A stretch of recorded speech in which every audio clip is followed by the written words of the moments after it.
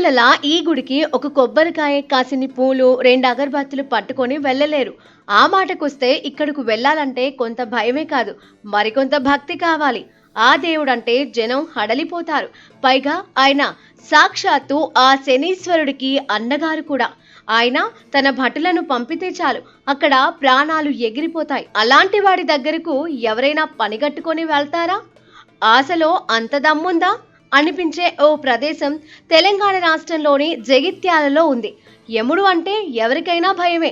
మామూలు భయం కాదు, వణికిపోతారు.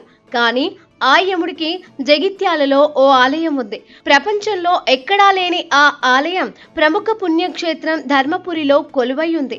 ధర్మపురికి వెళితే యమపురి ఉండదు అని ఓ నానుడి. అలాంటి యమధర్మరాజు గుడి విశేషాలు చూస్తే మతిపోతుంది.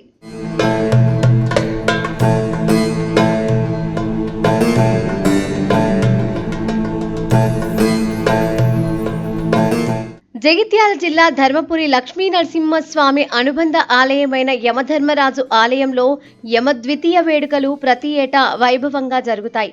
యమధర్మరాజు ఆలయంలో యముడికి ఉదయం వేళలో ప్రత్యేక పూజలు, అభిషేకాలు అర్చకులు నిర్వహిస్తూ ఉంటారు.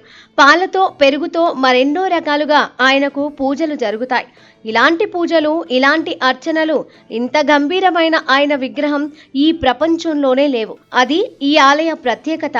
భారతదేశంలోనే యమధర్మరాజుకు ఏకైక ఆలయం ధర్మపురి లక్ష్మీ నరసింహస్వామి క్షేత్రంలో ఉండడం ఖచ్చితంగా గొప్ప విశేషం. ఇక్కడకు ఎందరో భక్తులు ఎక్కడెక్కడి నుంచో వస్తారు. అపమృత్యు భయం ఉన్నవాళ్ళు, జాతక దోషాలు ఉన్నవారు ఇక్కడికొచ్చి ఆ స్వామిని దర్శించి పూజలు చేస్తారు. యమద్వితీయ వేడుకల్లో పాల్గొనే భక్తులు అపమృత్యు దోషాలు తొలగిపోతాయని భక్తుల నమ్మకం.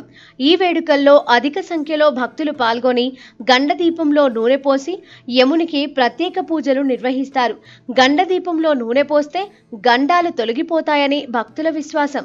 అలా దేశంలో ఎక్కడా లేని విధంగా యమధర్మరాజుకు ఇక్కడ దేవాలయం ఉంది. యముడిని దర్శించుకున్న తర్వాతే మిగతా ఆలయాల్లోకి దర్శనాలకు వెళ్తారు భక్తులు.